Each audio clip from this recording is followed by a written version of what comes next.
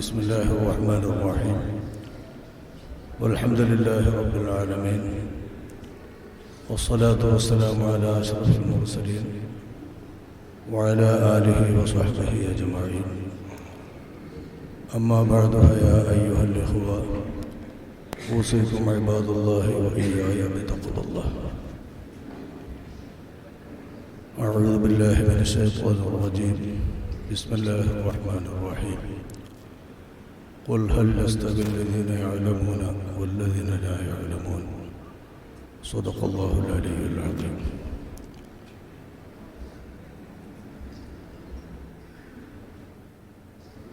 ബഹുമാന്യരായ അധ്യക്ഷൻ,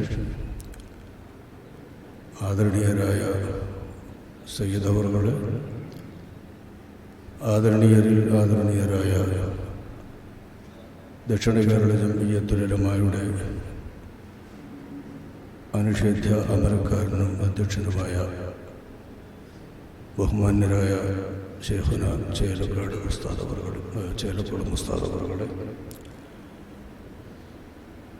മറ്റു പണ്ഡിത മഹത്തുക്കളെ, സഹോദരങ്ങളെ, സുഹൃത്തുക്കളെ, മഹത്തായ ഒരു സദസ്സിൽ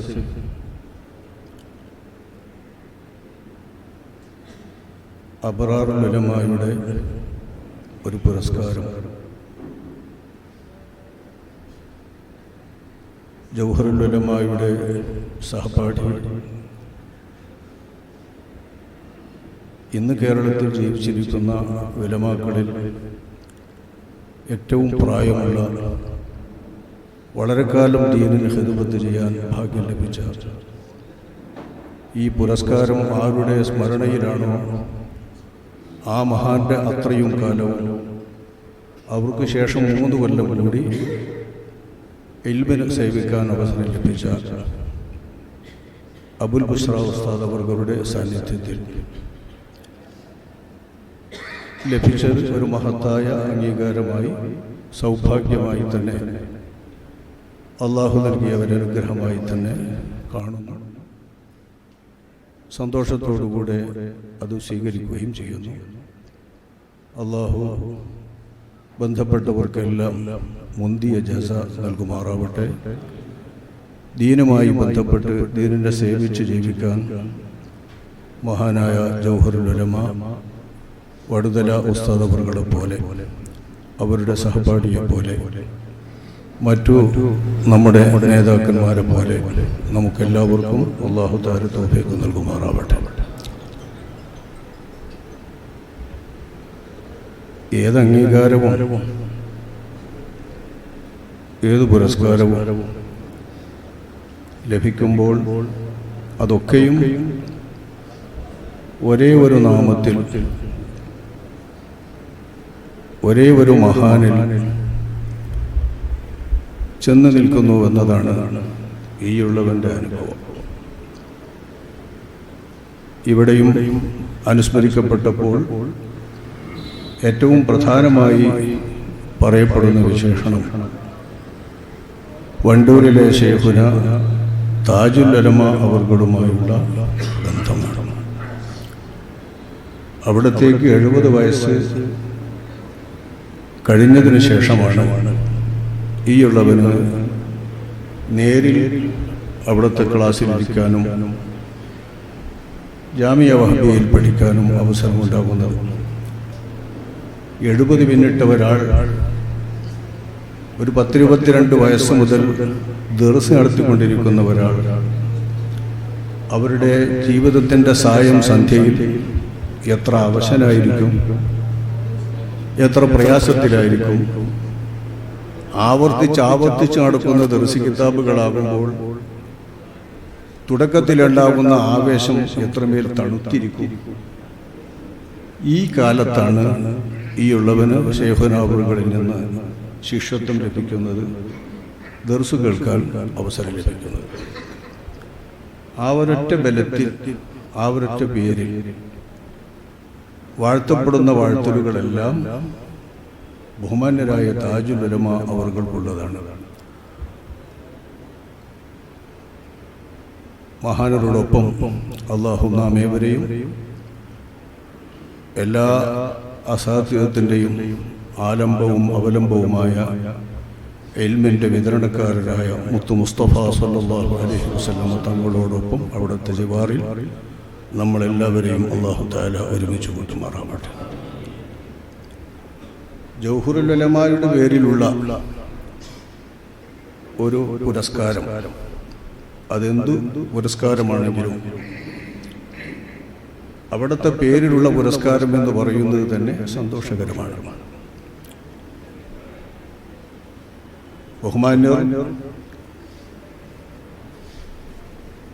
90 വർഷക്കാലം നന്നായി ജീവിച്ചോവർന്ന് മുഹീദ്ദീന്മാരിൽ പറഞ്ഞതുപോലെ അതൊരു വല്ലാത്ത സൗഭാഗ്യമാണ്. 90 വയസ്സുകാലം ഒരു മൂമിനായ മനുഷ്യൻ മൂമിനായി ജീവിച്ച് ആ ഈമാനിൻ്റെ പേരിൽ ബാധ്യതപ്പെട്ട കർമ്മങ്ങൾ മാത്രം നിർവഹിച്ചുകൊണ്ട് ദീർഘായുസ്സോടുകൂടെ ജീവിച്ചാൽ തന്നെ അഷ്റഫുൽ ഖൽഖ് സല്ലല്ലാഹു അലൈഹി വസല്ലം തങ്ങൾ അത്തരം ഒരു മൂമിനായ മനുഷ്യന് ഓഫർ ചെയ്യുന്ന പദവി അവരുടെ കുടുംബത്തിലും ഇഷ്ടക്കാരിലും പിരിശക്കാരിലും എല്ലാം ശഫാഅത്ത് ചെയ്യാനുള്ള അധികാരം ആ വിശ്വാസിയായ മൂമിനായ ആൾക്ക് നൽകുമെന്നാണ്. ഇതൊരു ആലിമിനല്ല, ഒരു മൂമിനായ മനുഷ്യൻ ഈമാനിലായി 90 വയസ്സ് എത്തിയാൽ അത്രയേ മുത്തു മുസ്തഫ സല്ലല്ലാഹു അലൈഹി വസല്ലം തങ്ങൾ പറഞ്ഞ് അവസാനിപ്പിക്കുന്നത്. ഇത്ര വയസ്സായാൽ എന്ന് ആ ഹദീസിൽ അല്ലാഹുവിൻ്റെ റസൂൽ പറഞ്ഞു തുടങ്ങിയിട്ട് അവസാനിപ്പിക്കുന്നത് 90 എത്തിയാൽ, 100 എത്തിയാൽ എന്ന് അഷ്റഫുൽ ഖൽഖ് സല്ലല്ലാഹു അലൈഹി വസല്ലം തങ്ങളുടെ ആ സുദീർഘ ഹദീസിലില്ല. അവസാനിപ്പിക്കുന്നത് തന്നെ 90 വയസ്സെത്തിയാൽ എന്നാണ്.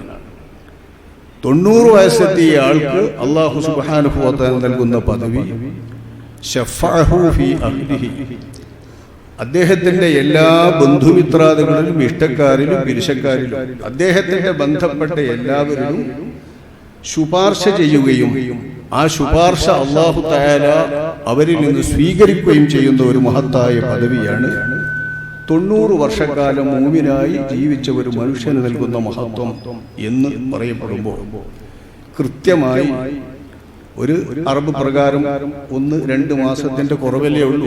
90 വയസ്സ് തന്നെ ബഹുമാനപ്പെട്ടവർ ജീവിച്ചു. ആ ജീവിച്ചത് അത്രയും ഇൽമിൽ തന്നെ.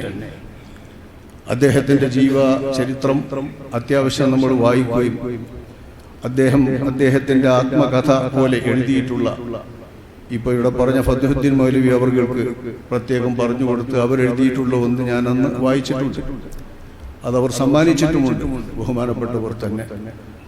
ആ പുസ്തകത്തിൽ നിന്ന് അന്ന് വായിച്ച ഓർമ്മയിൽ പ്രകാരം അദ്ദേഹത്തിൻ്റെ ജീവിതം മുഴുക്കെ ഈ 90 വർഷവും ഇൽമുമായി ബന്ധപ്പെട്ടു തന്നെയാണ് ഓർമ്മ വെച്ചത് മുതൽ. അമ്മാവന്മാരുടെ നാടിൽ ഇൽമു പഠിക്കാൻ മദ്രസാദ്യാഭ്യാസത്തിന് വരെ, അന്നത്തെ കാലത്ത് മദ്രസാ വിദ്യാഭ്യാസം കിട്ടാൻ വളരെ പ്രയാസമാണ്. ശരിയായ രീതിയിൽ നടക്കുന്ന ഒരു മദ്രസാ വിദ്യാഭ്യാസം 3 വർഷം കൊണ്ട് തന്നെ സമ്പൂർണമായി ഒരു മൂമിനായ മനുഷ്യന് ജീവിക്കാൻ പറ്റുന്ന രീതിയിൽ മദ്രസാ വിദ്യാഭ്യാസം ശാസ്ത്രീയമായി നിൽക്കുന്ന ഒരു പ്രദേശമായിരുന്നു അദ്ദേഹത്തിൻ്റെ അമ്മാവന്മാർ താമസിക്കുന്ന ചന്ദിരൂർ. അവിടെ പഠിച്ച് അവിടെ മുതൽ ദർസിലേക്ക് മാറി. ഇതൊക്കെ ഒരു നിയോഗം പോലെ അല്ലാഹു സുബ്ഹാനഹു വ തആല നൽകി ആദരിച്ച ഒരു മഹാൻ. ഈ മഹാൻ പിന്നീട് അള്ളാഹുവിൻ്റെ ഏറ്റവും മഹത്തായ ഔദാര്യമായ ഇൽമ്, അള്ളാഹു ഒരാൾക്ക് നൽകുന്ന ഔദാര്യത്തിൽ ഏറ്റവും വിലപ്പെട്ടത് ഇൽമാണല്ലോ. ഈ ഇൽമ് വിതരണം ചെയ്യുന്നതിന് വേണ്ടി തെരഞ്ഞെടുക്കപ്പെടുന്നവരാണ് അംബിയാ അലൈഹിസ്സലാത്തു വസ്സലാം. ആ അംബിയായിൽ നിന്ന് അനന്തരമായി എടുത്തിട്ട് മുത്തു മുസ്തഫ സല്ലല്ലാഹു അലൈഹി വസല്ലമ തങ്ങളിലൂടെ നുബുവത്ത് അവസാനിച്ചപ്പോൾ ആ ഇൽമിനെ വിതരണം ചെയ്യുന്നതിന് വേണ്ടി നിയുക്തരായവരാണ് ഉലമാ. ആ നിലക്ക് തന്നെ അല്ലാഹു തആലാന്റെ ആദരവിന് ഏറ്റവും അർഹരായിട്ടുള്ളവർ അംബിയാക്കളും അംബിയാക്കൾക്ക് ശേഷം ഉലമാവുമാണ്. ഈ ഉലമാ മഹത്തുക്കളിലുള്ള വിവിധ ഗ്രേഡുള്ളവർ, വിവിധ പദവിയുള്ളവർ, വിവിധ വിശേഷണമുള്ളവർ. ആ വിശേഷങ്ങളിലെല്ലാം നമുക്കറിയാവുന്ന വിശേഷണം ചെന്ന് അവസാനിക്കുക സ്വാലിഹീൻ, ശുഹദാ, സിദ്ദീഖുകൾ. ഇങ്ങനെയാണ് മിനസ് സിദ്ദീഖീന വശുഹദാഇ വസ്വാലിഹീൻ. ബാക്കിയൊക്കെ സാധാരണ ജനങ്ങൾക്ക് അറിയാവുന്ന വിശേഷണങ്ങളല്ല. കുത്തുബ്, നുജബ, നുഖബ, ഔത്താദ് എന്നൊക്കെ പറയുന്നത് നമുക്കറിയാവുന്ന വിശേഷണങ്ങളല്ല. അതൊക്കെ ഓരോരുത്തരും ഓരോ തരത്തിൽ ഓരോരുത്തർക്കും അങ്ങ് ചാർത്തി കൊടുക്കുന്നതാണ്. അല്ലാഹു തആല ഖുർആനിൽ പറഞ്ഞ വിശേഷണം ഫൗലായിക അല്ലദീന അൻഅമല്ലാഹു അലൈഹിം മിനൻ നബിയ്യീന വസ്സുദ്ദീഖീന വശുഹദാഇ വസ്വാലിഹീൻ. നബിമാർ കഴിഞ്ഞാൽ സിദ്ദീഖുകൾ, ശുഹദാ, സ്വാലിഹീൻ. ഇതാണ് അല്ലാഹു സുബ്ഹാനഹു വ തആല നൽകിയിട്ടുള്ള ഏറ്റവും മുന്തിയ പദവികൾ. ഈ ആദരവിലെല്ലാം ശുഹദാ എന്നത് മാറ്റി നിർത്തിയാൽ അതെല്ലാവർക്കും അറിയാലോ. ശുഹദാ അത് ഇൽമുമായി ബന്ധമുള്ള പദവിയല്ല. എന്നാലും വേണം ശുഹദാ ആകാൻ അടിസ്ഥാനപരമായ ഇൽമ്, ഈമാൻ. ഈ ഇൽമ്, ഈമാൻ എന്ന ഇൽമ് മാറ്റി നിർത്തിയാൽ ബാക്കി ഉലമാ എന്ന് നമ്മൾ വിശേഷിപ്പിക്കും വരുന്ന ഇൽമുണ്ടല്ലോ, ആ ഇൽമ് ശുഹദാഇന് ബാധകമല്ലെങ്കിലും സിദ്ദീഖുകൾ എന്ന് പറയുന്ന വിഭാഗവും സ്വാലിഹൂന എന്ന് പറയുന്ന വിഭാഗത്തിലും ഏറ്റവും മുന്തി നിൽക്കുന്നവരും ഉലമാക്കൾ തന്നെയാണ്. ആ നിലയ്ക്ക് ചിന്തിക്കുമ്പോൾ ആ പദവികളിലെല്ലാം വിശേഷിപ്പിക്കപ്പെടാൻ പറ്റുന്ന ഒരു മഹാനായ പണ്ഡിതവര്യരായിരുന്നു ബഹുമാനപ്പെട്ടവർ. ഞാൻ എനിക്ക് പിച്ച വെച്ച് നടക്കുന്ന കാലത്ത്, ജനപ്രായത്തോട് പറഞ്ഞല്ലോ 959 ഏപ്രിൽ 14 തന്നെ ഒന്ന് 16 ആക്കണം. എന്തോ പേച്ചു പോയതാ പല രീതിയിലും. എല്ലാവരും പറയുമ്പോൾ 14, 16, 16/4/59. 16/4/59 ജനിച്ചിട്ടുള്ള ഈ ഉള്ളവൻ 61 എത്ര ഉണ്ടാവും? ഈ 61 ബഹുമാനപ്പെട്ടവർ മുദരിസാകും. അതുപോലെ തന്നെ ഉസ്താദ് അവർ 61 ഇവർ മുദരിസുമാരാണ്. നമ്മൾ അനുസ്മരിക്കുന്നവരാണെങ്കിൽ വലിയ മുദരിസാണ്. എന്ന് വെച്ചാൽ എവിടെ മുദരിസ് എന്ന് പറഞ്ഞാലും ഇവർക്കൊരു സൗഭാഗ്യം കിട്ടിയത് അദ്ദേഹത്തിന്റെ തന്നെ ഉസ്താദ്, ഇവരുടെ ഒക്കെ ഉസ്താദ് ബഹുമാനപ്പെട്ട ഷെയ്ഖുൽ മശായിഖ് ഷെയ്ഖ് ഹസൻ ഹദറത്ത് അവർകൾ നബറല്ലാഹു മർഖദഹു അവർകളുടെ നാട്ടിൽ അവർകൾ തന്നെ സ്ഥാപിക്കുന്ന അവരുടെ സ്ഥാപനത്തിൽ അന്നത്തെ കേരളത്തിലെ ഉലമാ മഹത്തുക്കളിൽപ്പെട്ട താജുൽ ഉലമായുടെ ശിഷ്യ പ്രമുഖരിൽപ്പെട്ട ബഹുമാനപ്പെട്ട ചെറുകുന്ന് ഉസ്താദ് എന്ന പേരിൽ പിന്നീട് അറിയപ്പെട്ട ബഹുമാനപ്പെട്ട സി മമ്മിക്കുട്ടി മുസ്ലിയാർ അവർ കേരള സംസ്ഥാന ജംഇയ്യത്തുൽ ഉലമായുടെ വൈസ് പ്രസിഡന്റായിരുന്നു. അവർ വഫാത്താകുന്നത് വരെ ആ മഹാനവരുടെ ദർസിന്റെ കൂടെ രണ്ടാം മുദരിസായിക്കൊണ്ടാണ് ബഹുമാനപ്പെട്ടവർ വെല്ലൂരിൽ നിന്ന് വിട്ട ഉടനെ തന്നെ ദർസ് ജീവിതത്തിലേക്ക് വരുന്നത്. അതായത് പേഴക്കാപ്പള്ളി ഫരീഉദ്ദീൻ മുസ്ലിയാർ വിദ്യാർത്ഥിയാണ്. നൂറുൽ ഉലമ ഫരീഉദ്ദീൻ മുസ്ലിയാർ അവറുകൾ അന്ന് ആ പാപ്പിനിശ്ശേരിയിലെ സ്ഥാപനത്തിലെ വിദ്യാർത്ഥിയാണ്. ആ വിദ്യാർത്ഥികളുടെ കൂട്ടത്തിൽ ഗുരുവായിരിക്കാനുള്ള സൗഭാഗ്യമാണ് ബഹുമാനപ്പെട്ട ജൗഹറുൽ ഉലമ അവർക്ക് ലഭിച്ചത്. അവിടെ മുതൽ വഫാത്ത് വരെ കേട്ടല്ലോ എൽമിന്റെ സേവനം. അവരുടെ ശിക്ഷപ്രമുഖന്മാരിൽ പലരുടെയും താടി രോമങ്ങളിലേക്ക് നോക്കിയാൽ ഞാനും അവരും തമ്മിലുള്ള മാറ്റം അറിയും. അവരൊക്കെ എൻ്റെ പിതാക്കളാകാൻ ഗുരുശിഷ്യരാകാൻ പറ്റുന്ന യോഗ്യന്മാർ. ആ നിലക്ക് അവരുടെ പേരിലുള്ളൊരു പുരസ്കാരം പ്രായം കുറവുള്ള ഒരാൾക്ക് കിട്ടുമ്പോൾ അതൊരു വലിയ സൗഭാഗ്യം തന്നെയായി മനസ്സിലാക്കേണ്ടത് തന്നെയാണ്. സൗഭാഗ്യമാണ്. ആ സൗഭാഗ്യത്തിൻ്റെയും എല്ലാ ക്രെഡിറ്റും അഭിവന്ദരായ ഗുരുപ്രമുഖർ താജുൽ ഉലമ അവർക്ക് തന്നെ. ആ നിലക്ക് ഏറ്റവും ഊറ്റവും സന്തോഷവും തന്നെ ഈ പുരസ്കാരവുമായി ബന്ധപ്പെട്ടിരിക്കുന്നുണ്ട്. ബഹുമാനപ്പെട്ടവരെ സംബന്ധിച്ചിടത്തോളം ഇവിടെ പരിഗണിക്കപ്പെട്ട ഗുണം അതും വളരെ പ്രധാനമാണ്. ഇത് 1ഉം 2ഉം നൽകപ്പെട്ടവർക്ക് ശരിക്കും സർവ്വഥാതിന് യോഗ്യർ. ഒന്ന് അവരുടെ തന്നെ സഹകാരിയും സഹപാഠിയും സഹപ്രവർത്തകനും ജംഇയ്യത്തുൽ ഉലമായിലും അവരോടൊപ്പം സഹപ്രവർത്തകനുമായ ബഹുമാന്യർ. അതെങ്ങനെയും നൽകപ്പെടേണ്ടത് തന്നെയാണ്. കേരള നിലപാടിൽ ചിന്തിച്ചാൽ ജൗഹറുൽ ഉലമയുടെ പേരിൽ ഏറ്റവും ഒന്നാമത്തെ സ്ഥാനം. രണ്ടാമത് ജംഇയ്യത്തുൽ ഉലമ ദക്ഷിണ അധ്യക്ഷർ ജാമിയ മന്നാനിയുടെ പ്രിൻസിപ്പൽ ബഹുമാനപ്പെട്ട KP അബൂബക്കർ. ആ 2 പേർക്കും 2 വർഷം നൽകിയത് അർഹന്മാർക്കു തന്നെ. മൂന്നാമത്തേത് നൽകിയത് ഒരു വിധത്തിലും ഈ ഗണത്തിൽപ്പെടുത്താൻ പറ്റിയതല്ലല്ലോ. ആ നിലക്ക് കിട്ടുമ്പോൾ അതൊരു വലിയ സൗഭാഗ്യം തന്നെയാണ്. ആ സൗഭാഗ്യം അവരോടൊപ്പം ചേരുന്നതിനുള്ള, ആഖിറത്തിലും അവരോടൊപ്പം എത്തുന്നതിനുള്ള, അവരോടൊപ്പം കൂടിച്ചേരുന്നതിനുള്ള, അവരോടൊപ്പം വസിക്കുന്നതിനുള്ള ഒരു വസീലയായി ഉസ്ലത്തായി അല്ലാഹു സുബ്ഹാനഹു വ തആല ഖബൂലാക്കുമാറാവട്ടെ എന്ന് ആത്മാർത്ഥമായി പ്രാർത്ഥിക്കുന്നു. അതിന് വെച്ച നിബന്ധനയും അല്ലെങ്കിൽ അതിൻ്റെ അർഹതയും ദർസ് രംഗത്ത് മികവ് പുലർത്തുക എന്നാണ്. ദർസ് രംഗത്ത് അങ്ങനെ തന്നെയാണ്. പഠിച്ച സ്ഥാപനമായ ജാമിഅ വഹബിയയിലാണ് ഈ ഉള്ളവർ ശൈഖുനാ അവറുകൾ അവിടെ തന്നെ ദർസ് നടത്താൻ പറഞ്ഞു. അവിടെ തന്നെ ദർസ് നടത്തി. പിന്നെ 2 കൊല്ലം കോഴിക്കോട് പരപ്പിൽ മുഹിയുദ്ദീൻ പള്ളിയിൽ അവിടെ ജുമുഅയും ദർസുമൊക്കെ സ്ഥാപിക്കുന്നതിന് വേണ്ടി ശൈഖുനാ അവറുകൾ വിട്ടു. അവിടെ 2 കൊല്ലം ദർസുമായി നിന്നു. പക്ഷേ അന്നും നോട്ടീസിലൊക്കെ പേര് ചേർക്കുക ജാമിഅ വഹബിയയിലെ സ്ഥാനം തന്നെയാണ് അവിടുത്തെ മുദരിസ് എന്നാണ്. അപ്പോൾ പുറത്തങ്ങനെ അറിയുള്ളൂ ജാമിഅ വഹബിയയിൽ. അപ്പോൾ അത് കോഴിക്കോട് ദർസ് സ്ഥാപിക്കുന്നതിനുള്ള ഒരു തൽക്കാലത്തെ മാറ്റിപ്പാർപ്പായിരുന്നു. പ്രത്യേകം ദിവസങ്ങളിൽ ശൈഖുനായുടെ അടുത്ത് തന്നെ വരണമെന്ന നിർബന്ധത്തോടുകൂടെ നിർദ്ദേശത്തോടു കൂടിയായിരുന്നു ആ 2 കൊല്ലം. ബാക്കി കാലം അത്രയും ഈ നിൽക്കുന്ന സേവനം എന്ന് പറയുന്നത് ദർസ് തന്നെയാണല്ലോ. അപ്പൊ ദർസ് രംഗത്ത് കിട്ടിയിടത്തോളമുള്ള ആയുസ് ദർസ് രംഗത്ത് തന്നെയാണ് ഈ ഉള്ളവര്. ആ നിലക്ക് ദർസിന്റെ പേരിൽ പറയുന്നതാണെങ്കിൽ അർഹതയുണ്ട്, ശരിയാണ്. അവരെ സംബന്ധിച്ചിടത്തോളം അവർ ചെയ്ത ദർസിന്റെ സേവനം, ഇനി ഏത് മുദരിസുമാരും ചെയ്യുന്ന ദർസിന്റെ സേവനം, ഈ ലോകത്ത് അല്ലാഹു സുബ്ഹാനഹു വ തആലാന്റെ ദീനിന് ചെയ്യാവുന്ന സേവനങ്ങളിൽ ഏറ്റവും മഹത്തായ സേവനം തദ്രീസു തന്നെയാണ്. ഇതുകൊണ്ടാവാം ദുനിയാവുമായി ബന്ധപ്പെട്ട് ലഭിക്കുന്ന വേതനങ്ങളിൽ ഏറ്റവും ചുരുങ്ങിയ വേതനം കിട്ടുന്നതും മുദരിസുമാർക്കാണ്. ഇനി വേതനം ചിലർക്ക് വിദ്യാർത്ഥികളുടെ തലയെണ്ണം കണ്ടുകൊണ്ടൊക്കെ കൂടുതൽ നിശ്ചയിക്കപ്പെട്ടാലും മുദരിസായി നിർത്തപ്പെട്ട ആളാണെങ്കിലും മറ്റൊരു വരുമാനം ഒന്നും ആ ആൾക്ക് കിട്ടില്ല, ദുനിയാവിന്റെ വരുമാനം. അപ്പൊ ദുനിയാവിന്റെ വരുമാനം വളരെ കുറഞ്ഞവർ എന്ന് വെച്ചാൽ മദ്രസ മുഅല്ലിമീങ്ങളെക്കാൾ കുറഞ്ഞവരാണ് വാസ്തവത്തിൽ ദർസിന് വേണ്ടി നിയോഗിക്കപ്പെട്ടിട്ടുള്ള മുദരിസുമാർ.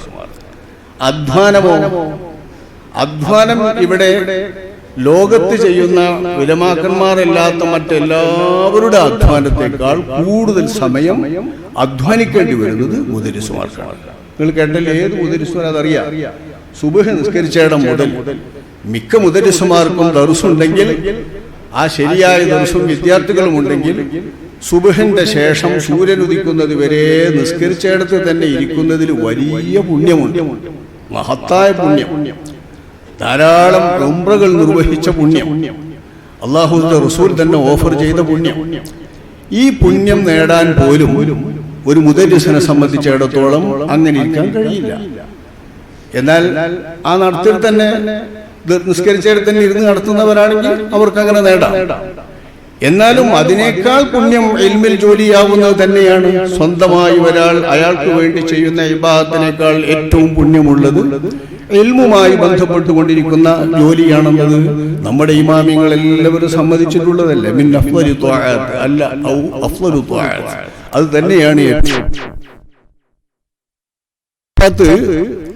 ഞാൻ പറഞ്ഞു വന്നേ ഉള്ളൂ, ഈ സൂര്യൻ നിൽക്കുന്നത് വരെ ഒരു മുദരിസിന് കഴിയില്ല എന്ന് വരുമ്പോ ആ മുദരിസിന് ആ പദവി പോകുമെന്ന് സാധാരണക്കാരൊക്കെ ചിലപ്പോൾ ധരിച്ചു നോക്കൂ. അവരൊക്കെ സൂര്യൻ നിൽക്കുമ്പോൾ ഇരുന്നിക്കണെന്ന് വെച്ചാലാവും നമ്മളെ ഇത്രയും കൂടി സ്ഥാനമാനമാണ്. അപ്പോ അതിന് കിതാബ് കുറിച്ചെടുത്താനായി എന്നാണ്. മുദരിസ് പോകുന്നത് ഫഅലയാണെങ്കിലും ഫഅല എന്ന മീസാൻ ഓതി കൊടുക്കുന്നതാണെങ്കിലും അത് തദ്രീസാണ്. ഇൽമിനെ മാത്രമല്ല, ഇൽമിന്റെ ആലാത്തുകൾക്കുള്ള തദ്രീസിനും ഇൽമിന്റെ തദ്രീസിന്റെ അതേ സ്ഥാനം തന്നെയാണ് ബഹുമാനപ്പെട്ട ഇമാമുകൾ നൽകുന്നത്. ഫിഖ്ഹിന്റെ മസാലയിൽ അള്ളാഹുവിന്റെ റസൂൽ നൽകുന്നതും അങ്ങനെ തന്നെ ആവുന്നത് കൊണ്ടാണല്ലോ ഈ ഉലമാക്കന്മാർ ഇങ്ങനെ മസാലയിൽ പറയുന്നത്. അപ്പൊ ശരിയായ ഇൽമിന്റെ ആലത്തുകളായിട്ടുള്ള സർഫ് നഹ്വ് പോലത്തെ ദർസാണ് സുബ്ഹ് നിസ്കാരം കഴിഞ്ഞ ഉടനെ തന്നെ നടത്തി കൊടുക്കുന്നതെങ്കിൽ പോലും ആ ദർസിൽ ജോലിയാവുന്നതാണ് യഥാർത്ഥത്തിൽ ഏറ്റവും പുണ്യമുള്ള അമൽ. നിസ്കാരത്തിന്റെ ഏറ്റവും പവിത്രമായ ആ സുബ്ഹ് നിസ്കരിച്ച സ്ഥലത്ത് തന്നെ കാൽ തെറ്റിക്കാതെ ഇരുന്നു കൊണ്ടുള്ളതിനേക്കാൾ, അതുകൊണ്ട് നേടുന്ന പുണ്യത്തെക്കാൾ ഏറ്റവും ശറഫുള്ള പുണ്യം ഒരു മുദരിസ് മീസാനോ അജ്നാസോ സഞ്ചാനോ പോലത്തെ കിതാബുകൾ, ഇനി അനിവാര്യമായ കാലത്ത് ഇൽമുൽ മന്തിഖിന്റെ കിതാബുകൾ ഫർദ് കിഫായ തന്നെയാണതും പഠിക്കൽ. ആ ഇൽമുൽ മന്തിഖിന്റെ കിതാബുകൾ പോലും പഠിപ്പിക്കുന്നെങ്കിൽ അതുതന്നെയാണ് പുണ്യം എന്ന് തന്നെയാണ് ദീനിന്റെ മസാല. ആ പുണ്യമാർന്ന അമല് സുബ്ഹ് മുതൽക്ക് തുടങ്ങിയാൽ ഒരു മുദരിസിനെ സംബന്ധിച്ചിടത്തോളം എത്ര മണിക്കൂർ അവിടെ നോട്ടല്ല. മുദരിസിന്റെ അടുത്ത് ഓതുന്ന ആളുകൾക്ക് ഒരു വട്ടം ചുറ്റി എല്ലാവർക്കും ഓതലെത്തുന്നത് എത്ര വരെയാണോ അത്ര വരെ ഓതും. അത് ചിലപ്പോൾ ബഹുമാനപ്പെട്ട നമ്മുടെ ജൗഹറുൽ ഉലമാ അവர்கள் അനുസ്മരിക്കാറുണ്ട്. എപ്പോഴും അദ്ദേഹത്തിന്റെ 2 കൊല്ലത്തെ വെല്ലൂർ ബാക്കിയാത്തിൽ പോകുന്നത് വരെയുള്ള ആ 2 കൊല്ലത്തെ ഗുരുവര്യർ ബഹുമാനപ്പെട്ട സയ്യിദ് അസ്ഹരി തങ്ങൾ അവരുടെ അള്ളാഹു അവരുടെ ദർജ ഉയർത്തുമാറാവട്ടെ. അവരുടെ മദതും ബർക്കത്തും നമ്മിലും നമ്മുടെ കുടുംബത്തിലുമൊക്കെ അള്ളാഹു തആല സമ്മാനിക്കുമാറാവട്ടെ.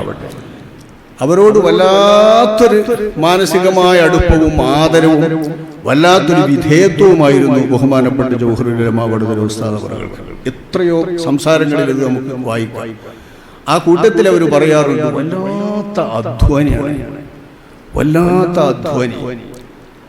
3 മണിക്കൊക്കെ എഴുന്നേറ്റ് നിന്നിട്ട് നമ്മൾ മൂത്രമൊഴിക്കാൻ വേണ്ടി പോകുമ്പോൾ ആ 3 മണിക്ക് ഹൗലെങ്കിൽ തൂക്കി വെച്ചിരിക്കുന്ന റാന്തൽ എന്ന് പറഞ്ഞാൽ മണ്ണെണ്ണ വളക്ക് തൂക്കിയിടുന്നത് ഞങ്ങളുടെയൊക്കെ നാട്ടിലുണ്ടായിരുന്നതാണ്. ഇവിടെയൊക്കെ അതിന് പേരെന്താ പറയാന്ന് അറിയില്ല. റാന്തൽ റാന്തൽ തന്നെ പറയില്ലേ?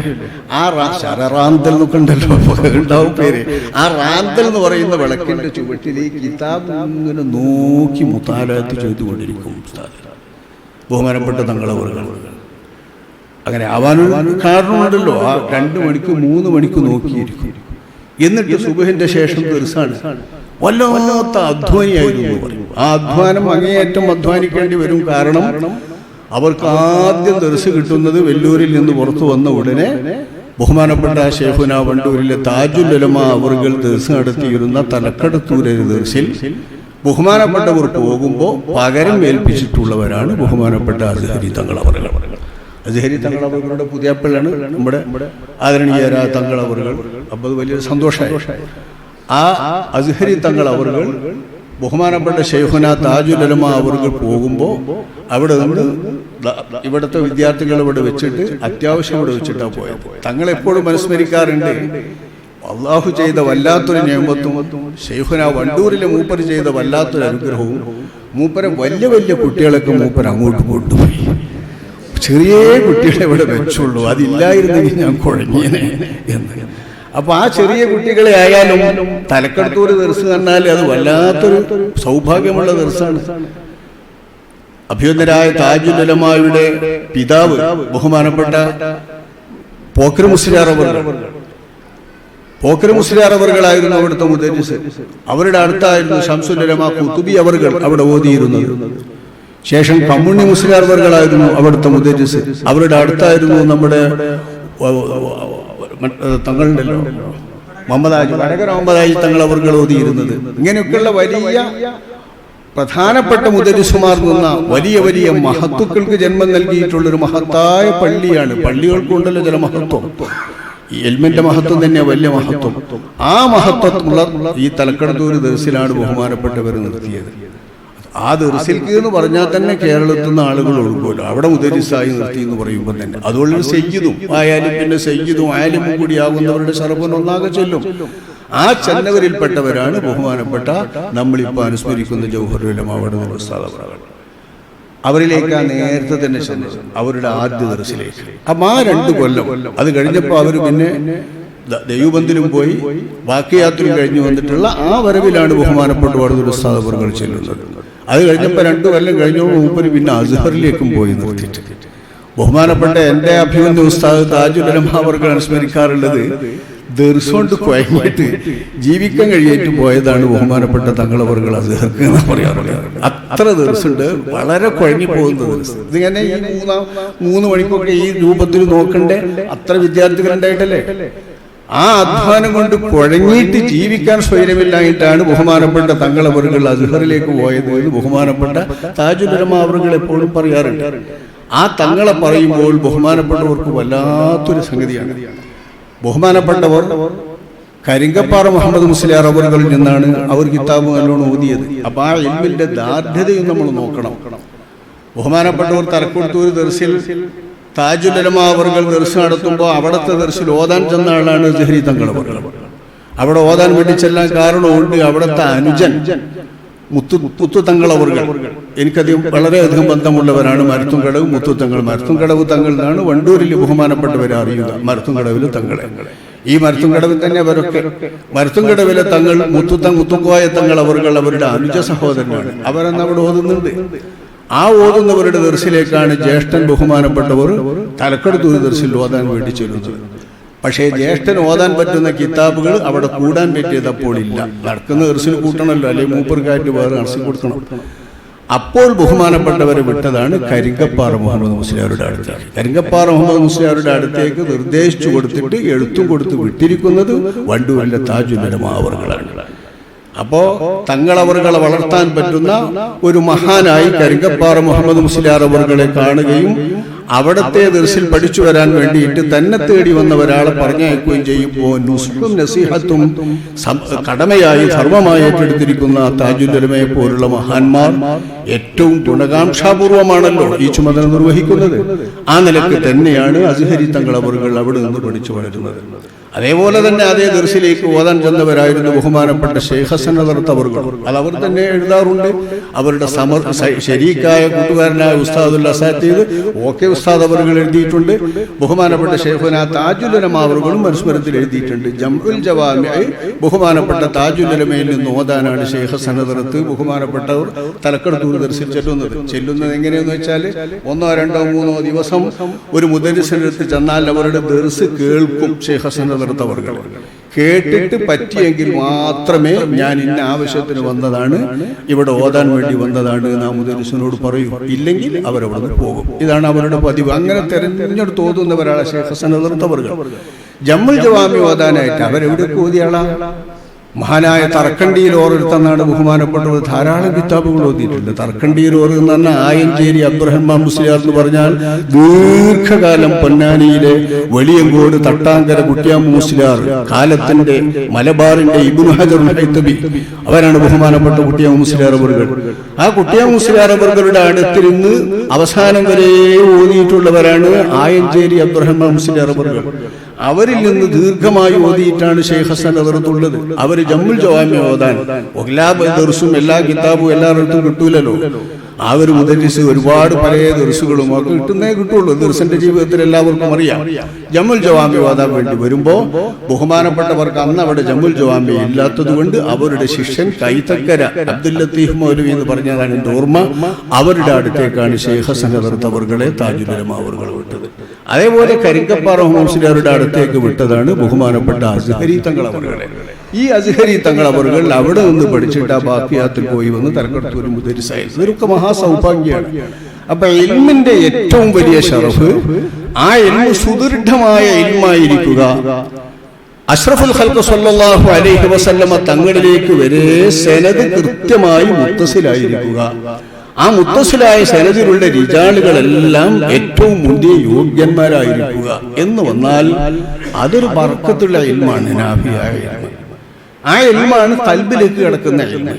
അഷ്റഫുൽ ഖൽഖ് സ്വല്ലല്ലാഹു അലൈഹി വസല്ലമ തങ്ങൾ പറഞ്ഞ ഒരു ഹദീസ് നേരത്തെ ചേലക്കുളം ഉസ്താദ് പറഞ്ഞ ആ ജാബിർ റളിയല്ലാഹു അൻഹു തങ്ങൾ അവர்கள் നിവേദനം ചെയ്യുന്നുണ്ട്.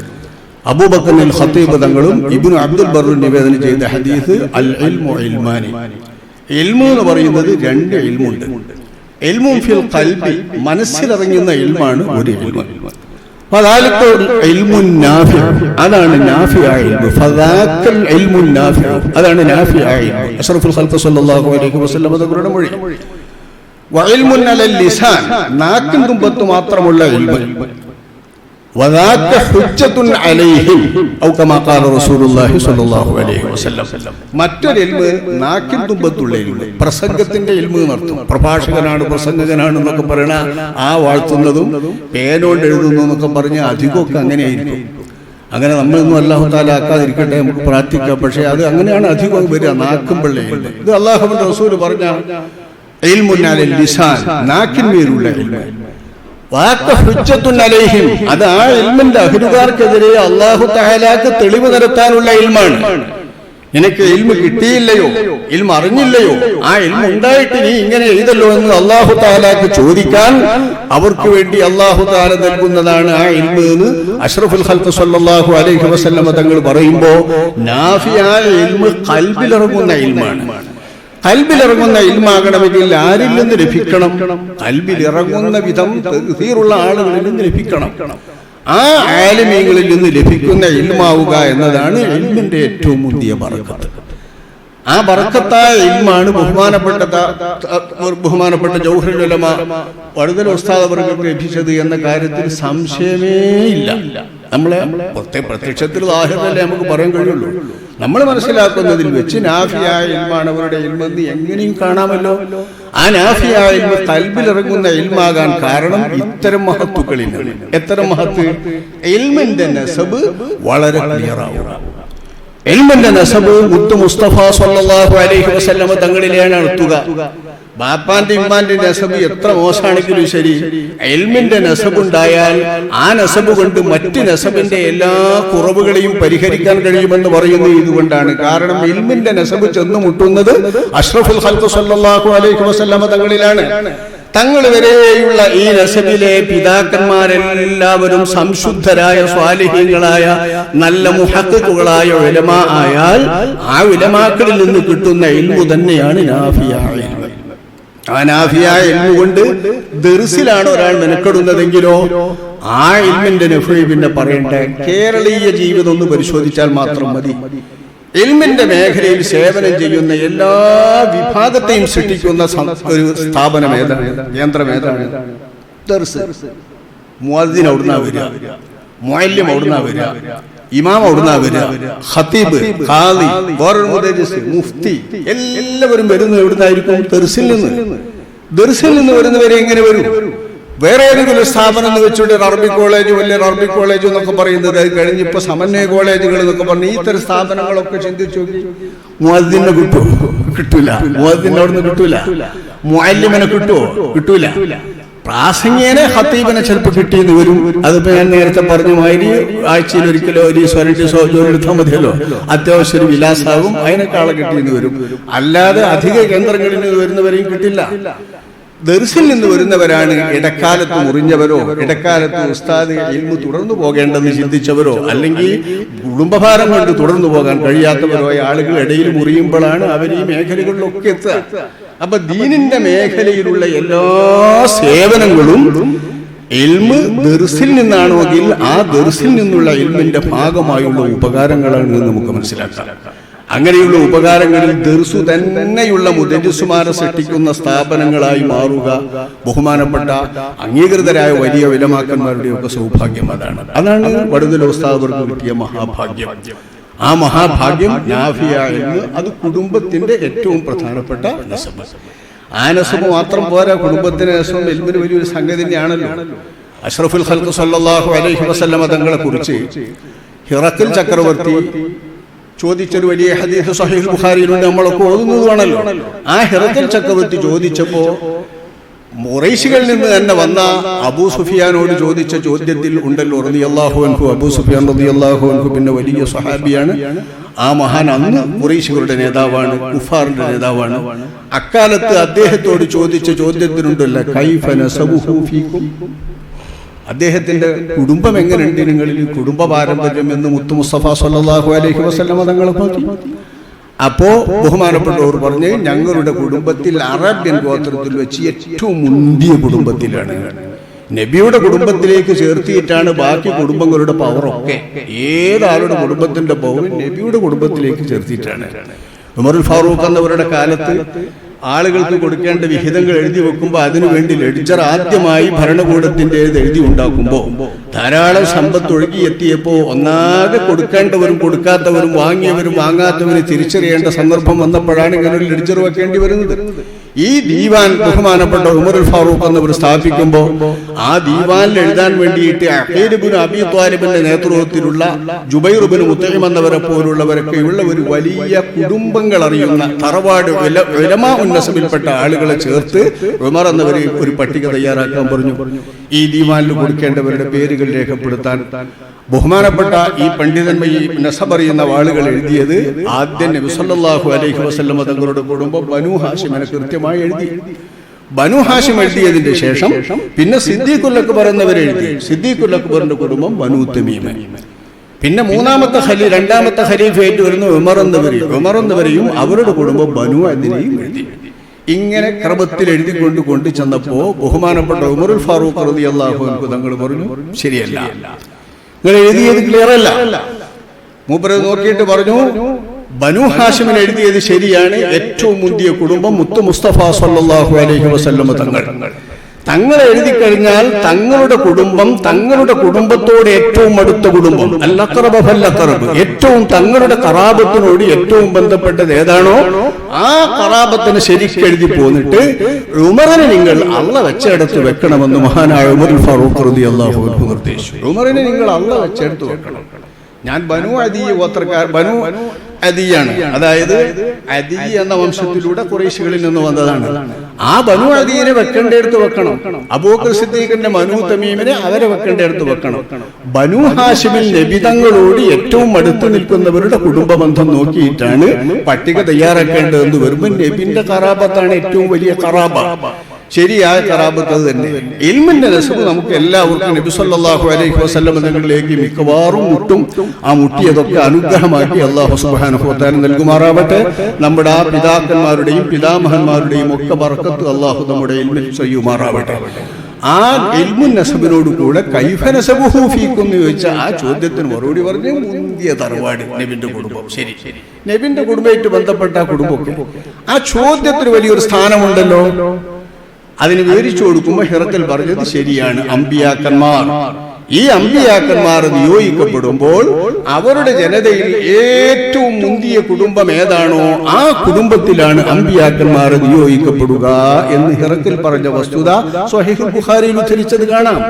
ഇത് നബി ആരാണ് റസൂൽ ആരാണ് എന്ന് നിർവചിക്കുമ്പോൾ ആ നിർവചനത്തിന്റെ ഒന്നാമത്തെ ഭാഗമാണ് ജനങ്ങളിൽ വെച്ച് ഏറ്റവും മുന്തിയ നസബ് അക്കാലത്ത് ആരാണോ ആ അസ്റിൽ ആ കുടുംബത്തിൽ നിന്നായിരിക്കണം നബിമാർ വരിക എന്നത്. അപ്പൊ ഏറ്റവും മുന്തിയ കുടുംബത്തിൽ നിന്നാണ് അള്ളാഹു നുബുവത്തിനെ തിരഞ്ഞെടുക്കുന്നത്, നബിമാരെ തിരഞ്ഞെടുക്കുന്നത്. നുബുവത്തിന് അത് ഷർത്താണ്, ഇൽമിന് അത് ഷർത്തൊന്നുമല്ലെങ്കിലും അമ്പിയാക്കന്മാരുടെ ഈ ഗുണമായ തബ്ലീഗ് എന്ന ഗുണം ശരിക്കും അമ്പിയാക്കന്മാരിൽ നിന്ന് ഉലമാക്കന്മാർ ഏറ്റെടുക്കുമ്പോൾ ആ ഉലമാക്കൾ നിർവഹിക്കുന്ന തബ്ലീഗ് അതിന്റെ ഫലപ്രാപ്തിയിലെത്തണമെങ്കിൽ, ജനങ്ങൾ അത് സ്വീകരിക്കണമെങ്കിൽ അമ്പിയാക്കന്മാരുടെ വിറാസത്തായി ഇൽമ ലഭിച്ചതുപോലെ തന്നെ അവരുമായി ബന്ധപ്പെട്ട കുടുംബ ബന്ധം ലഭിക്കുക എന്നതും വലിയ സ്ഥാനമാണ്. ആ നിലയ്ക്ക് ചിന്തിച്ചാൽ നമ്മൾ ചിന്തിക്കുന്ന, നമ്മൾ അനുസ്മരിക്കുന്ന ബഹുമാനപ്പെട്ട ജൗഹറുൽ ഉലമ വടുതൽ ഉസ്താദ് അവറുകൾ, അവരെ അനുസ്മരിക്കുമ്പോൾ എന്നെക്കാൾ കൂടുതൽ അറിയുന്നവരാണ് നിങ്ങൾ ഇവിടെ കൂടിയിട്ടുള്ള ശിഷ്യന്മാരൊക്കെ. ഞാൻ വായിച്ചിട്ടുള്ള അറിവുകളുള്ളൂ, കേട്ടിട്ടുള്ള അറിവുകളുള്ളൂ. എന്നാലും കിട്ടുന്നതൊന്നും കൂടി പരിധി ജോയിൻ ചെയ്യാന്നേ ഉള്ളൂ. ഒരു അനുസ്മരണം എന്നുള്ള ഭാഗമുണ്ടല്ലോ ആ നിലയ്ക്ക്. അപ്പോൾ ബഹുമാനപ്പെട്ടവരുടെ കുടുംബം വാപ്പ വഴിക്കും ഉമ്മ വഴിക്കും, വാപ്പ വഴിക്കും ഇവിടുത്തെ പ്രധാനപ്പെട്ട കുടുംബം തന്നെ. അത് ഇവിടുത്തെ ആളുകൾക്കാണ് അറിയാം, നല്ലോണം അറിയാം. അത് കൂടുതലും ബഹുമാനപ്പെട്ടവർ വിവരിച്ചിട്ടുണ്ട്. ഉമ്മയ്ക്കും ഈ പറഞ്ഞ മാതിരി അഹ്മദുൽ മദനി എന്ന ആയൽ പട്ടണത്തേക്ക് മദീനയിൽ നിന്ന് വന്ന അഹ്മദുൽ മദനി എന്നവരുടെ പരമ്പരയിൽപ്പെട്ട ഒരു സലീഖ എന്ന മഹദിയാണ് അവരുടെ ഉപ്പാപ്പയുടെ ഭാര്യ, അല്ലെ, ഉപ്പാപ്പന്റെ ഭാര്യ. അവരുടെ ഉമ്മയിൽ വരുന്നത് അവരിലൂടെയാണ് വരുന്നത്. ആ ഉമ്മ വഴിക്ക് വരുന്ന പരമ്പര അഹ്മദുൽ യമനി എന്നവരിലൂടെ വഴി വരുന്നു എന്ന് അതൊരു വലിയ പാരമ്പര്യമാണ്.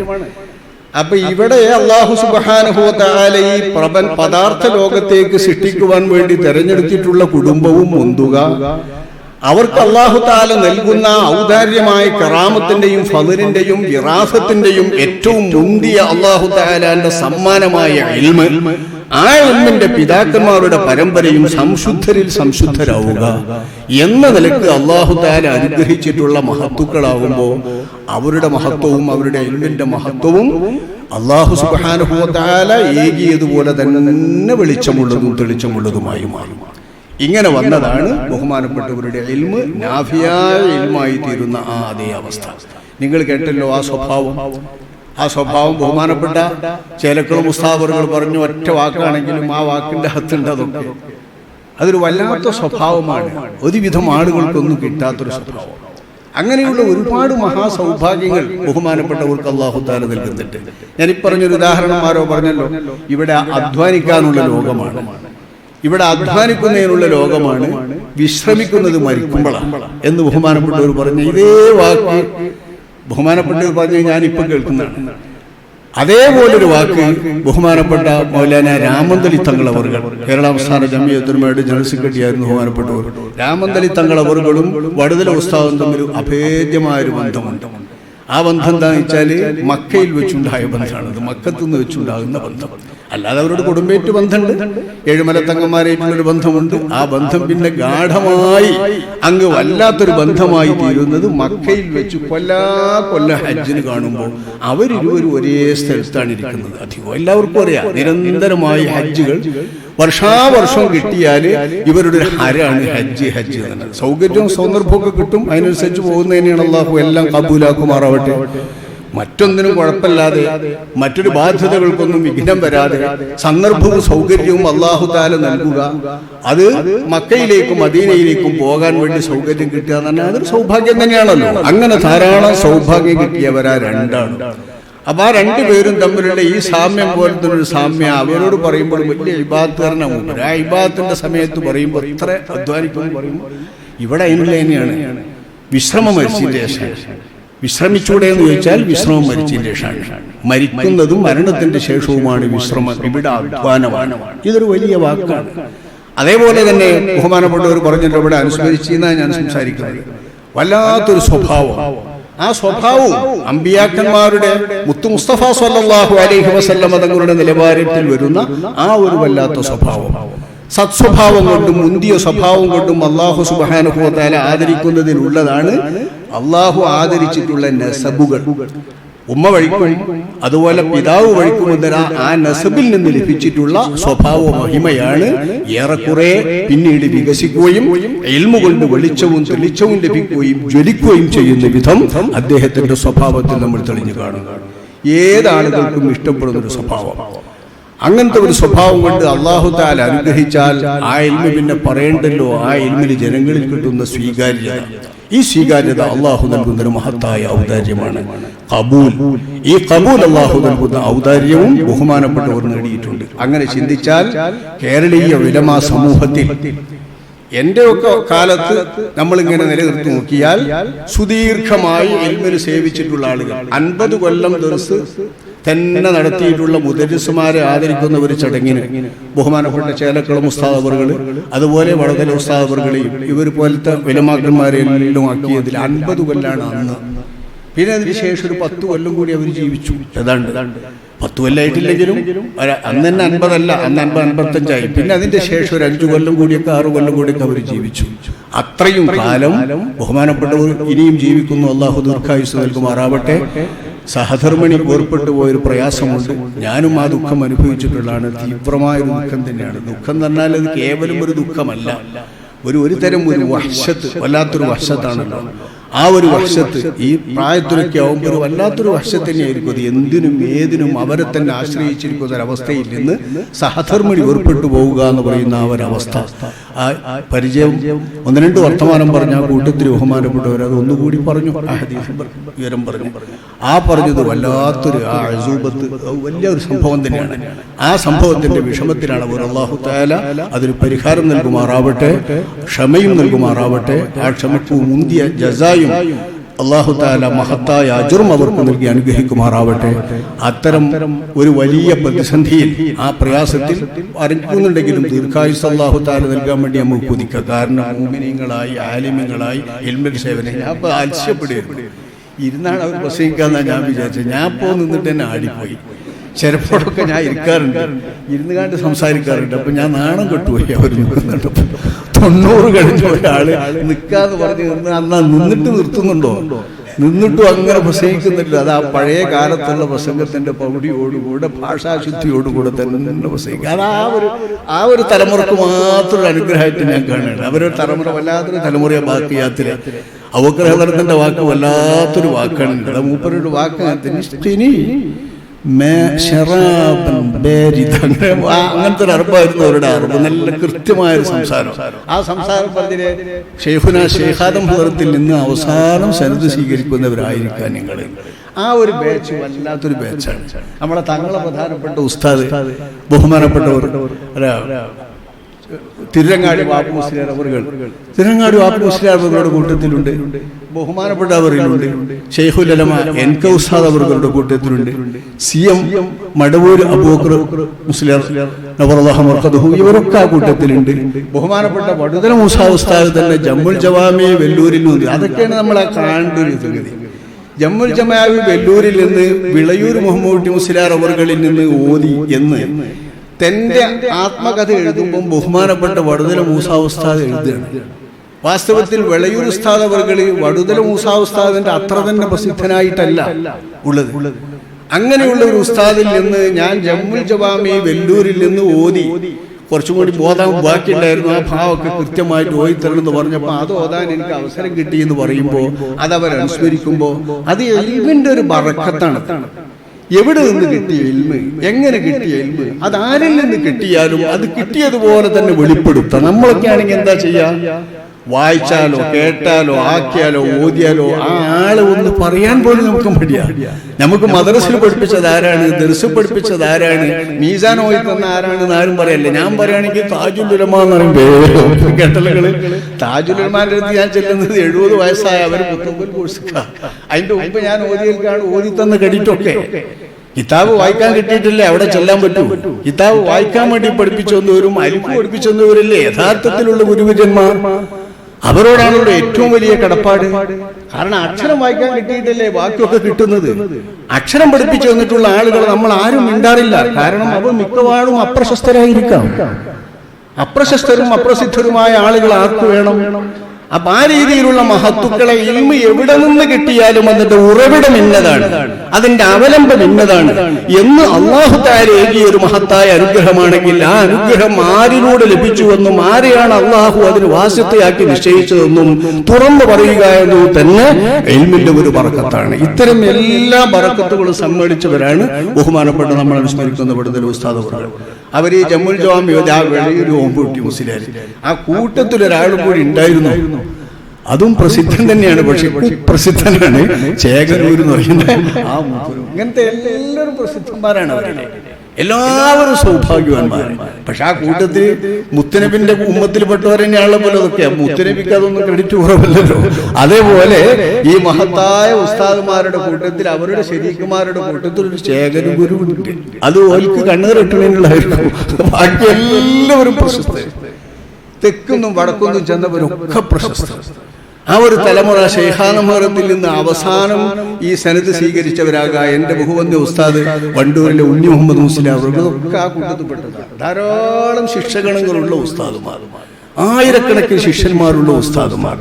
ആ ഒരു മഹത്തായ സൗഭാഗ്യം തന്നെ മതി നമ്മൾ അനുസരിക്കുന്നവരെ സംബന്ധിച്ചിടത്തോളം ഏറ്റവും അധികം. ഞാൻ തുടക്കത്തിൽ പറഞ്ഞതുപോലെ ഈമാൻ കൊണ്ട് ദീർഘകാലം അല്ലാഹു സുബ്ഹാനഹു വ തആല ആയുസ് അനുഗ്രഹിച്ച അനുഗ്രഹം, ഈ ആയുസ് മുഴുക്കയും അള്ളാഹുവിന് ഏറ്റവും ഇഷ്ടപ്പെട്ടതും പൊരുത്തപ്പെട്ടതും അള്ളാഹുവിന്റെ ഏറ്റവും സ്ഥാനവും പുണ്യവുമുള്ളതുമായ ഇൽമിൽ മാത്രം നിരതമായിക്കൊണ്ട് പഠിച്ചും പകർന്നും മുതാലഅത്ത് ചെയ്തും ഫത്വ നൽകിയും അതിൽ മാത്രം നിരതമായിക്കൊണ്ട് അതും ഉന്നത നിലവാരത്തിൽ അതിൽ നിരതമായിക്കൊണ്ട് തന്നെ പ്രവർത്തിക്കാനുള്ള സൗഭാഗ്യം, അങ്ങനെ തന്നെ അവസാന ശ്വാസം വരെ ഇൽമുമായി ബന്ധപ്പെട്ടുകൊണ്ട് ജീവിക്കാൻ പറ്റുന്ന സൗഭാഗ്യം ആ ഇൽമിന്റെ സന്താനങ്ങളായി കിട്ടിയവരൊക്കെ നാഫിയായ ഇൽമ്, അതിലെല്ലാം പുറമെ ഈ പാരമ്പര്യത്തിന് എല്ലാം മകുടം ചാർത്തുന്ന ഒന്നാണ് അവരുടെ മക്കളും പേരമക്കളും ഒക്കെ വലിയ ഉഷാറന്മാരാകുന്നത്. അള്ളാഹു അതൊക്കെ ദീർഘായുസും ആഫിയത്തും നൽകി അവർ സഹായിക്കുമാറാവട്ടെ. ഇതിന്റെ എന്നെ അധ്യക്ഷൻ, ഞാൻ ഇത്രയും നാൾ പ്രസംഗിക്കുന്നു കേട്ടില്ല, ഞാൻ ആദ്യം കേൾക്കേണ്ട ഒരു പ്രസംഗം. പിന്നെ ഫതുഹദ്ദീൻ പോലെ ഇതൊക്കെ വലിയ വലിയ പ്രാസംഗികന്മാരാണ്. ഇപ്പോ അത്തരം ആളുകളൊക്കെ അവരുടെ ശിഷ്യന്മാർ, അതൊക്കെ മക്കളോ അല്ലെങ്കിൽ മക്കളുടെ പുതിയാപ്പിളാരോ അങ്ങനത്തെവരൊക്കെ ഇവിടെ തന്നെ മുദരിസുമാരും മക്കളില്ലേ. ഇതെല്ലാവർക്കും കിട്ടാറില്ല. എന്റെ അഭിനന്ദനായ ഗുരു താജുൽ ഉലമ അവർക്ക് മക്കളാരും വലിയമാരില്ല. നോക്കായിട്ടല്ല നമുക്ക് വളരെ നോക്കിയിട്ടുണ്ട്. മൂത്ത മകൻ ഇൽമിനായിട്ട് നോക്കി കുറെ ഓതിയതാ. ചെറുകര ഉസ്താദ് അസ്ഹർ ഉസ്താദിന്റെ ഒപ്പം ശരീക്കായിട്ട് അൽഫി ഫത്തിമീനു തഫ്സീർ വരെ ഓതിയിട്ടുണ്ട്. പക്ഷെ അസുഖം, മാനസിക അസുഖം നൽകിയിട്ട് അല്ലാഹു തആല പരീക്ഷിച്ചു. അവർ ഭ്രാന്തനായിട്ട് അങ്ങനെ മാറി. ചെറിയ മകൻ അബൂബക്കർ വാപ്പാന്റെ പേരിട്ട് തന്നെ വാപ്പാനെ പോലെ പോക്കരൂലരാക്കണം എന്നിട്ട് വാപ്പാന്റെ പേരിട്ടതാണ്. 6ാം ക്ലാസ് സ്കൂൾ അവസാനിപ്പിച്ചിട്ട് ഓതാൻ വേണ്ടി കൊണ്ടുപോയാക്കി അബൂബക്കർ എന്ന് പറഞ്ഞ ചെറിയ കുട്ടിയെ. അത് ഞാൻ ചെന്നിട്ട് സെന്റെടുത്താൻ ആദ്യം ഓതാനാക്കി, ജാമ്യ വാബിയിൽ നിൽക്കുമ്പോൾ ലേശ ഓതാനാക്കി. അങ്ങനെ ഓതിന്റെ ശേഷം പിന്നെ വലിയോറെ കൊണ്ടുപോയാക്കി. അങ്ങനെ ദർസിക്കന്നെ വിട്ടു വല്ലാതെ ഹൊശീല്. പക്ഷെ അതുകൊണ്ട് ഓത്തു തുറന്നില്ല. ജഞ്ചാൻ വരെയൊക്കെ ഓദിച്ചിരുന്നു അതിന്റെ മുമ്പത്താള്. അത് പിന്നെ എനിക്ക് മനസ്സിലാണില്ല എന്ന് പറഞ്ഞിട്ട് വേറെ ഓതണം, ഞാൻ വേറെ സ്കൂളിൽ പഠിക്കാമെന്ന് പറഞ്ഞു പഠിച്ചപ്പോൾ ഡോക്ടർ സുലൈമാൻ. അങ്ങനെ അവരെ മക്കളൊക്കെ പോയത് ആലിമ്യങ്ങളാവില്ല. ആലുല്ലി ആലിൻ തഹ്തഹു ലാ യംബുതു എന്ന് ബഹുമാനപ്പെട്ട മൗലാന മർഹൂം ആമയൂർ മുഹമ്മദ് മുസ്ലിയാർ ഒരു ചെറിയ കവിത ഉണ്ട്. ആലിന്റെ വീട്ടിൽ വേറൊരു ആല് മുളക്കാറില്ല, അതേമാതിരി പറയപ്പെടുന്ന ആലിമിനൊരു ആലിം ഉണ്ടാവാറില്ല എന്ന്. അധിക ആലിമികളുടെ സ്ഥിതി അതാണ്. അതിൽ നിന്ന് വ്യത്യസ്തമായി ആലിമീങ്ങൾക്ക് മക്കളെ ആലിമീങ്ങളായ മക്കൾ നൽകുക, പ്രഗത്ഭരായ മക്കൾ നൽകുക, പിൻഗാമികൾക്ക് ഇതൊക്കെ കൊണ്ടു നടക്കാൻ പറ്റുന്നവരായ മക്കൾ നൽകുക, ഈ ഒരു മഹാഭാഗ്യവും ബഹുമാനപ്പെട്ടവർക്ക് അല്ലാഹു നൽകി. അതോടൊപ്പം 3 ഉമ്മമാർ ബഹുമാനപ്പെട്ടവരെ സംബന്ധിച്ചിടത്തോളം അവരുടെ സഹധർമ്മിണികൾ എന്ന നിലക്കുള്ള മഹാസൗഭാഗ്യം. 2 സഹധർമ്മിണികാർ മൂപ്പരിക്കെ തന്നെയല്ലേ വേർപ്പെട്ടു. ഇവിടെ ഒരു ഉസ്താദ് പറഞ്ഞു, ഇതൊക്കെ വല്ലാത്ത സൗഭാഗ്യ, ചെറുതായി നമ്മൾ കണ്ടുകൂടാ. ഭർത്താവ് ഇരിക്കെ തന്നെ ഒരാളുടെ ഭാര്യ മരിക്കുക എന്ന് പറഞ്ഞാൽ അവർക്ക് സ്വർഗം സംതൃപ്തമാണെങ്കിൽ അവർക്ക് സ്വർഗമുണ്ട് എന്ന് അഷ്റഫുൽ ഖൽഖ് സല്ലല്ലാഹു അലൈഹി വസല്ലം തങ്ങളുടെ ഹദീസല്ലേ. അപ്പോൾ ഒരു ഭാര്യയ്ക്ക് സ്വർഗം നൽകി, രണ്ടാമത് മുഹമ്മദ് മുസ്ലിയാരോടൊക്കെ ഉമ്മാക്കും സ്വർഗം നൽകി, ശേഷം 3ാമതും അവരുടെ ഇണയാകാൻ വേറൊരു വിവാഹവും, അങ്ങനെ 3 പെണ്ണുങ്ങൾക്കും സ്വർഗം നൽകുന്ന വിധത്തിലുള്ളൊരു സൗഭാഗ്യം കുടുംബപരമായി. ഇതൊക്കെ അള്ളാഹു നൽകി ആദരിച്ച മഹത്തായ സൗഭാഗ്യങ്ങളാണ്. അള്ളാഹു അതെല്ലാം കബൂലാക്കുമാറാവട്ടെ. അത്തരം ഒരു മഹാപണ്ഡിതന്റെയും മനീഷിയുടെയും പേരിൽ നൽകപ്പെട്ട പുരസ്കാരം എന്ന നിലക്ക് ഈ പുരസ്കാരത്തെ സന്തോഷപൂർവ്വം സ്വീകരിക്കുന്നു. അള്ളാഹു അത് നിങ്ങളിൽ നിന്നും കബൂലാക്കട്ടെ, അതെനിക്ക് ബർക്കത്തുള്ളതാക്കട്ടെ, ജീവിതത്തിൽ വെളിച്ചമാവട്ടെ, തെളിച്ചമാവട്ടെ എന്ന് പ്രത്യേകം പ്രാർത്ഥിച്ചുകൊണ്ട്, പ്രത്യേകം ആശംസിച്ചുകൊണ്ട് ഞാൻ എൻ്റെ വാക്കുകൾ ഉപസംഹരിക്കുന്നു. അൽഹംദുലില്ലാഹി റബ്ബിൽ ആലമീൻ. അസ്സലാമു അലൈക്കും വറഹ്മത്തുള്ളാഹി.